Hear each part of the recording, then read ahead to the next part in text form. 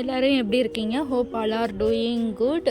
நீங்கள் இப்போ தான் நம்ம சேனலில் ஃபஸ்ட் டைம் பார்க்குறீங்க அப்படின்னா நம்ம சேனலுக்கு சப்ஸ்கிரைப் பண்ணிக்கோங்க. என் நேம் வந்து ராஜி. நான் ஒரு டிஎன்பிஎஸ்சி ஆஸ்பிரண்ட். அது மட்டும் இல்லாமல் எனக்கு வந்து ஸ்கின் கேர், மேக்கப், குக்கிங் எல்லாத்துலேயுமே இன்ட்ரெஸ்ட் அதிகம். ஸோ என்னோடய டே டு டே லைஃப்பை வந்து உங்களுக்கு முடிஞ்ச அளவுக்கு இன்ட்ரெஸ்டிங்காக ஷேர் பண்ணுறேன் ஒவ்வொரு வ்ளாக்லேயும். So let's get into the video. இது வந்து ஃப்ரைடே அண்ட் சாட்டர்டே 2 டே கம்பைண்டாக எடுத்தேன். ஸோ எப்போவுமே எனக்கு மார்னிங் எழுந்திரிச்சோன்னே வந்து எதுவுமே பண்ண மாட்டேன். ஜஸ்ட் வந்து மொட்டை மாடிக்கு போய் இந்த மாதிரி ஹேரை டீடாங்கிள் பண்ணுறது, ஃபேஸ் வாஷ் பண்ணுறது, சுற்றி வேடிக்கை பார்க்குறது, இதுதான் எனக்கு ரொம்ப பிடிக்கும். அந்த டே வந்து பீஸ்ஃபுல்லாக போக எனக்கு ஹெல்ப் பண்ணும். ஸோ இது வந்து நீங்கள் என்னோடய ப்ரீவியஸ் வீடியோ பார்த்துருந்தீங்கன்னா தெரியும்.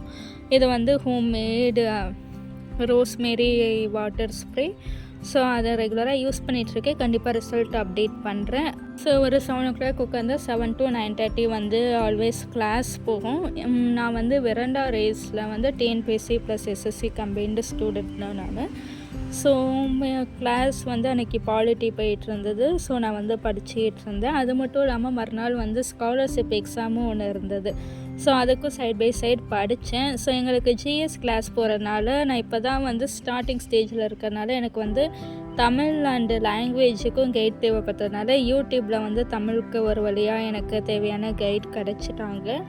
ஸோ அதில் தான் பிரித்தெழுதுகிற ஃபஸ்ட்டு ஃபார்மோஸ்ட் டாபிக் படித்தேன். அண்ட் மார்னிங் டிஃபனுக்கு வந்து கேரட் தோசை ஊற்றிருந்தாங்க. அண்ட் இது ஒரு நார்மல் மிளகா சட்னி. ஸோ அதுதான் மார்னிங் டிஃபனுக்கு சாப்பிட்டேன். அண்ட் ஆஃப்டர்நூன் வந்து சரி வீட்டில் எதாவது சமைக்கலான்ட்டு எனக்கு வந்து காளான் பிரியாணி வந்து ரொம்ப ஃபேவரட். நான் மந்த்லி ஒன்ஸாவது செய்ய சொல்லிகிட்டு இருப்பேன். ஸோ அன்றைக்கி ஷாப்பிங் போனதில் வந்து இந்த காளான் வாங்கிட்டு வந்தேன். ஸோ இது வந்து செய்யலாம் அப்படின்ட்டு செய்கிறதுக்கு ரெடி பண்ணிட்டு இருந்தேன். இதுக்கு வந்து நம்ம ஆயில் ஊற்றிட்டு தேவையான திங்ஸ்லாம் எடுத்து வச்சுட்டு செய்ய ஸ்டார்ட் பண்ண வேண்டியதுதான். ஸோ இந்த ஆயிலில் நம்ம இந்த பிரியாணி இலை, க்ளவுஸ் அதெல்லாம் போடுவோம்ல, நார்மலாக அதை போட்டுட்டு வெங்காயம் வந்து நல்லா வதங்குற வரைக்கும் இது பண்ணிக்கணும், வதக்கிக்கணும். அதுக்கப்புறம் வந்து பாஸ்மதி ரைஸ் வந்து 1/2 hour ஊற வச்சுட்டு அப்புறம் அதை வேக வச்சு எடுத்துருக்கோம். ஸோ வெங்காயம் இந்த மாதிரி நல்லா ரெட் கலர் வந்தோடனே வந்து நம்ம ஆல்ரெடி அரைச்சி வச்சுருக்க இஞ்சி பூண்டு பேஸ்ட்டு சேர்த்துக்கலாம். ஸோ அந்த மாதிரி இஞ்சி பூண்டு பேஸ்ட்டு அதோட வாசம் போனதுக்கப்புறம், பச்சை வாசம் போனதுக்கப்புறம் இந்த தக்காளி பேஸ்ட்டு சேர்த்துட்டு, எங்கள் வீட்டில் வந்து புதினாவையும் அரைச்சே சேர்த்துட்டாங்க. நான் எப்படி இருக்கும்னு நினச்சேன், பட் நல்லா இருந்துச்சு. அண்டு கரம் மசாலா, மிளகாத்தூள், அப்புறம் தேவையான அளவு உப்பு, இது எல்லாமே சேர்த்துட்டு நம்ம சேர்த்த மசாலாஸ் எல்லாத்தோட வாசனையும் நல்லா போகிற வரைக்கும் இந்த மாதிரி நல்லா கிண்டிட்டு கொஞ்சம் நேரம் அப்படியே விடணும்.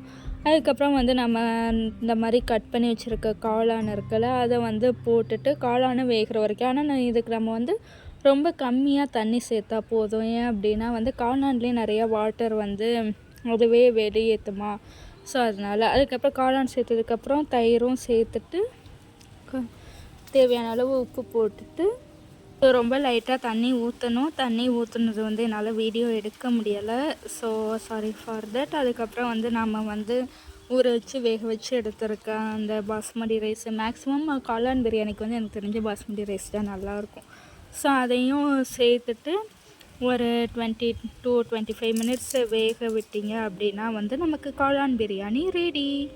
ஸோ அது ஃபைனல் டச்சாக வந்து நெய் ஊற்றிட்டு கொஞ்சம் நேரம் வந்து டம் போடணும். ஸோ இதெல்லாம் அம்மாவுக்கு தான் தெரியும், எனக்கு தெரியாது. ஸோ இது எக் அண்டு அது என்ன வெங்காய பச்சடி, சும்மா திராட்சை சீனுக்காக வச்சுருக்கேன், மற்றபடி ஒன்றும் இல்லை. ஸோ அகெயின் கிளாஸஸ் தான் கண்டினியூ ஆகிட்டு இருந்தது. அதுக்கப்புறம் வந்து ஈவினிங்க்கு வந்து இந்த புரோட்டா வாங்கி கொடுத்தாங்க. ஸோ இது சாப்பிட்டோன்னே அந்த டே முடிஞ்சது. நெக்ஸ்ட்டு சாட்டர்டே மார்னிங் வந்து நான் முதல்வனில் வந்து யூபிஎஸ்சி ஆஸ்பிரண்ட்ஸ்க்கு வந்து ஸ்காலர்ஷிப் அப்படின்ட்டு சொன்னாங்க. ஸோ அதுக்கு தான் வந்து நான் கிளம்பிகிட்ருக்கேன். அப்போதைக்கு நான் யூடியூப் சேனல் ஆரம்பிக்கல, இல்லைன்னா வந்து நான் கண்டிப்பாக ஷார்ட்ஸில் ஷேர் பண்ணிப்பேன். ஸோ இது வந்து யூபிஎஸ்சி எக்ஸாம் ஆஸ்பிரண்ட்ஸ்க்கு வந்து நீங்கள் வந்து இந்த எக்ஸாம் பாஸ் பண்ணீங்க அப்படின்னா வந்து உங்களுக்கு மந்த்லி 7,500 தருவாங்க. ஸோ மார்னிங் இந்த பன்னீர் தோசை மாதிரி செஞ்சிடுறாங்க. அதை சாப்பிட்டுட்டு எக்ஸாமுக்கு கிளம்பிட்டேன். நெக்ஸ்ட்லாம் நான் கண்டிப்பாக உங்களுக்கு அப்டேட் பண்ணிடுறேன். ஸோ ஆஃப்டர்நூனுக்கு வந்து ரசம் அண்டு உருளைக்கிழங்கு ப்ளஸ் சோயாபீன்ஸ் வறுத்து வச்சுருந்தாங்க. ஸோ வந்ததுக்கப்புறம் இவ்வளோ தூரம் கிளாஸஸ் பாலிட்டி படிச்சுட்டு இருந்தேன். அந்த பிரித்தெழுதுக வந்து இன்னும் பாதியிலே இருக்குது, இனிமேல் தான் படிக்கணும். ஸோ எனக்கு என்னமோ பாப்கார்ன் பாக்கெட் வாங்கிட்டு வந்ததுலேருந்து செஞ்சு சாப்பிட்டே ஆகணும்னு இருந்தது. ஸோ அன்றைக்கி ஈவினிங்க்கு இதை செஞ்சு சாப்பிட்டேன். So that's it for today's video. Hope உங்கள் எல்லாருக்கும் இந்த வீடியோ பிடிச்சிருக்கோன்னு நம்புகிறேன். பிடிச்சிருந்தா மறக்காமல் லைக் பண்ணிக்கோங்க அண்ட் கமெண்ட் பண்ணுங்கள். அண்டு கண்டிப்பாக நம்ம சேனலை வந்து சப்ஸ்கிரைப் பண்ணிக்கோங்க. நான் இன்னொரு இன்ட்ரெஸ்டிங்கான வீடியோவில் பார்க்குறேன். Thank you, tata.